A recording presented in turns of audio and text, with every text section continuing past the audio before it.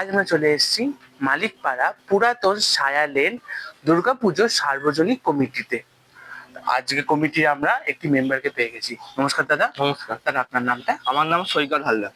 আচ্ছা, আপনাদের এই বছর ভাবনা কি? এবছর আমাদের ভাবনা হলো মুক্ত বিহঙ্গ।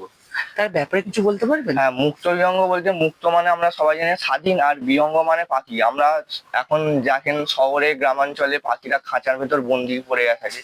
আমরা পাখি খাঁচায় বন্দি করে রাখি। পাখি যে খাঁচায় না বন্দি রেখে পাখি যে স্বাধীন চলার ধারণাকে এবারে আমরা প্যান্ডেলের মাধ্যমে তুলে ধরছি।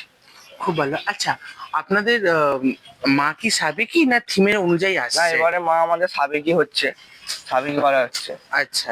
আর একটা কথা না বললেই নয়, আপনারা যে এখানে প্যান্ডেলে যত ধরনের কাজ দেখছেন, আলোকসজ্জা থেকে মণ্ডপ সজ্জা, পুরোটাই আমরা নিজে হাতে এবং নবীন থেকে প্রবীণরা ক্লাবের সবাই এক হাতে হাত মিলিয়ে কাজটি করেছি।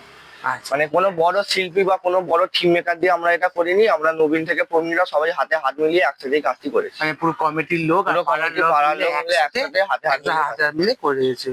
সুন্দর, খুবই সুন্দর।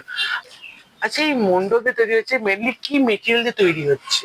আমাদের মণ্ডপে আমরা পিছনেই দেখছেন অনেক খড় পড়ে আছে, খড়ের আঁটি দিয়ে একটা বিনুনির মতো করা হচ্ছে। তারপর এখানে আপনারা দেখবেন অনেক পাখির বাস্ক আছে। এখানে পেটি হয়, পেটি মানে কার্টুন যে টাইপের বলে না, হ্যাঁ কার্টুন টাইপের, ওগুলোকে পিস পিস করে কেটে ওগুলো একটা ঘরের শেপ দেওয়া হচ্ছে। এবং উপরে পাখি দেখতে পাবেন, ওখানে পাখি আমরা রঙের ব্যবহার করেছি এবং আর্ট পেপারের ব্যবহার করেছি, কালারিং আর্ট পেপার। সেইগুলোকে আকার দিয়ে আমরা পাখির একটা শেপ এনেছি। এবং মণ্ডপের বাইরে এখনো বসানো হয়নি, সেগুলো আমরা এখনো সোলার বাস্ক তৈরি করা হয়েছে, ওগুলো এখন ক্লাবে পড়ে আছে। ওগুলো ক্লাব থেকে এনে লাগানো হবে, ওগুলো মণ্ডপের বাইরে লাগানো হবে। এবং আপনারা যে পুরো রাস্তাটা যে এলেন, ওখানে পুরো রাস্তাটাই আমাদের ওখানে মণ্ডপ সজ্জা, যে সোলার যে বাস্ক বললাম সেই বাস্ক দিয়ে সাজানো হবে।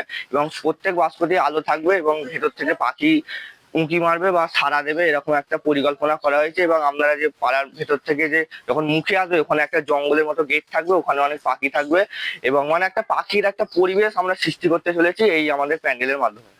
বাহ, খুবই সুন্দর পরিকল্পিত ভাবনা আপনাদের। আশা করছি দর্শকের মন জয় করবে। একদম। আর দর্শকদের জন্য কোনো বার্তা আছে? হ্যাঁ, সকলকেই বলতে চাই যে আপনারাও সব পুজোয় ঘোরেন, একবার আমাদের মালিকপাড়ায় আসুন, দেখে যান কিছু নতুন করার চেষ্টায়। মালিকপাড়া সার্বজনীন পুরাতন সালেন সার্বজনীন দুর্গোৎসব আসতে হবে কিন্তু। আচ্ছা, আপনাদের ওপেনিংটা কবে হচ্ছে? আমাদের ওপেনিং হলো পঞ্চমীর দিন। আর বিসর্জন? বিসর্জন দশমীতে যেমন হয়, মায়ের বিসর্জন দশমীর দিন, সেই দিন দশমীর দিন হচ্ছে। ঠিক আছে, একদম। নমস্কার। দেখা হচ্ছে কোনো অন্য ভিডিওতে। ততক্ষণ টাটা।